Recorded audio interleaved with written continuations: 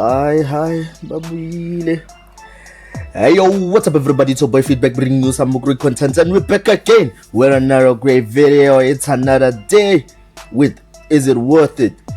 Today we're gonna be touching on the horror scale though. Like, I know it's been a minute.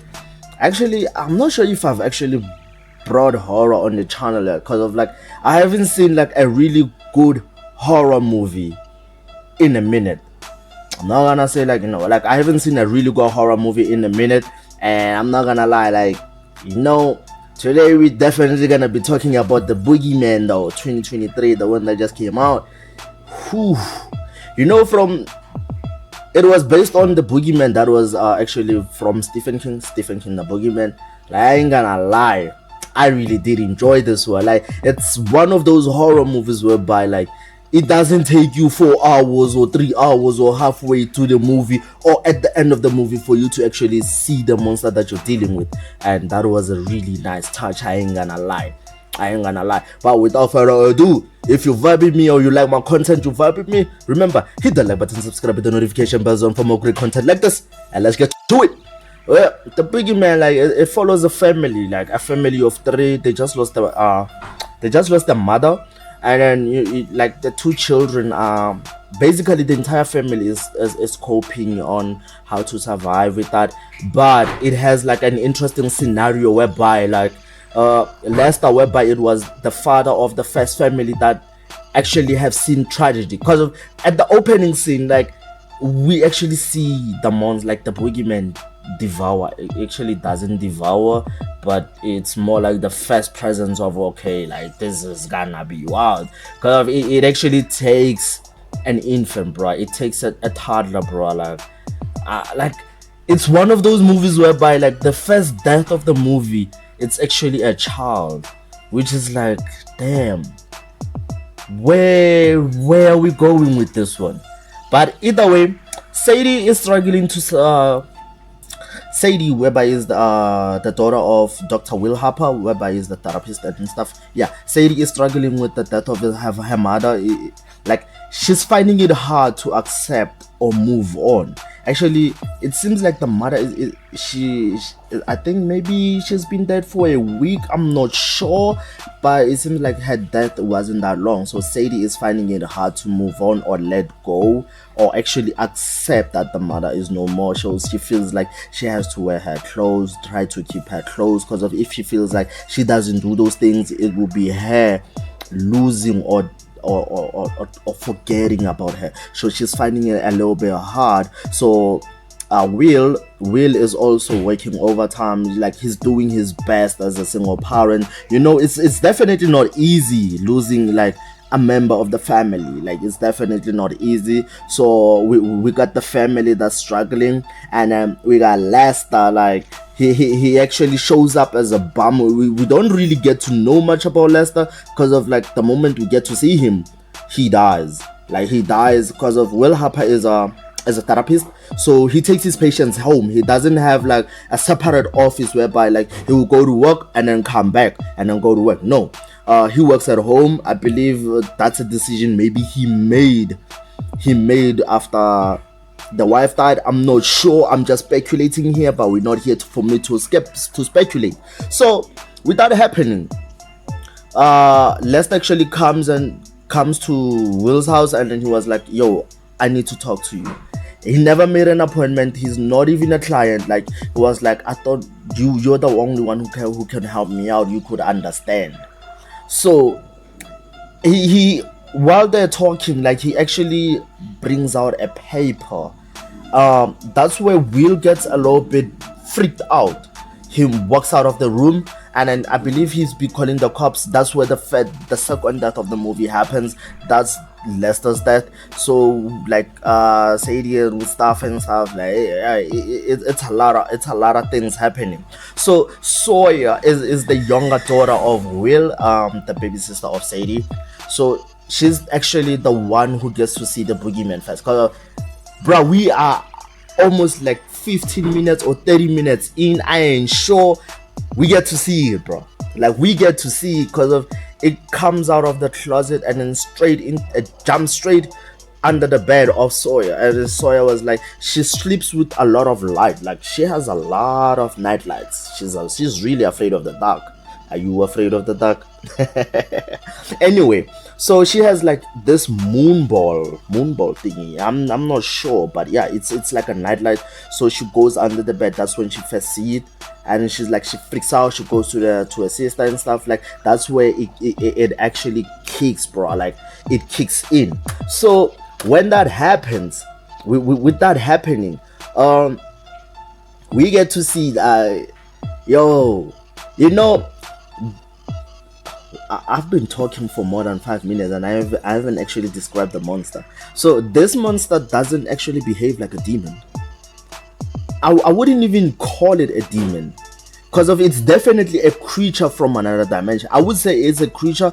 It might be from the underworld or another dimension. Like I would say it's a creature from another dimension. But what I'm saying is like it behaves more like a Demogorgon. So if you're confused or you don't know what a Demogorgon is a monster from Stranger Things. It's a series from Netflix. If you want me to cover it, like, comment down below. So a reason why I'm referencing it to the Demogorgon is the way it operates. So where I believe it teleports, it has like a teleportation feature whereby like it doesn't just go anywhere, because if it had that power to go anywhere at every single time, we would see it chasing her down the streets like at the end of the movie. So no, it teleports us from one place to another, but it has to be a place where it infested, not just any other place. So hey, that got me thinking though, but I would say at the end though. So with that, it actually creates like veiny things, like the one you see from Stranger Things. They look like from the upside down. So it creates those vein things where it's layer, I think, because of like, you do know when a moth actually, we saw it in The Last of Us, whereby like, you know, like it actually sprungs. So I believe like that's the way it builds its nest, because of when Sadie went to Lester's house, the house was covered in veins. So reason why I'm comparing it to Stranger Things, when the portal to the upside down actually sprung or shows up, like that's exactly what you see. I would actually I'm not sure, I'll put it up somewhere to as a comparison. So when it does that, that's where the boogeyman goes. So there was a reason why I was like, it teleports where it has been. Now I'm thinking about the therapist that actually shows up. Like there's this creepy lady that's actually the therapist of the family. So she was like trying to teach Sawyer not to be afraid of the dark. She switches off the entire room, and then she gets like this light that flashes and stuff. It's a red light, which is a little bit creepy, but all right. So that light, when it flashes, that monster came out of the closet, guys. Sawyer was the one who saw that monster, and then like when everything was happening, bro, the therapist was like, like she gave me that witch vibes though. Like she gave me that witch vibes. So what do you guys think about that therapist though? Like let me know down below, because of I actually wanna know, like, am I actually wrong for thinking like she's housing this thing, or maybe there's something happening? Because of at the end of the movie, the closet kind of opened on its own by that, with that presence. Because of I was like, we are all under the impression that actually they killed it, whereby like with them killing it, because of they gave us that montage whereby like if it bleeds then it could die. Remember Batman, do you bleed? Yeah, if it bleeds then it could die.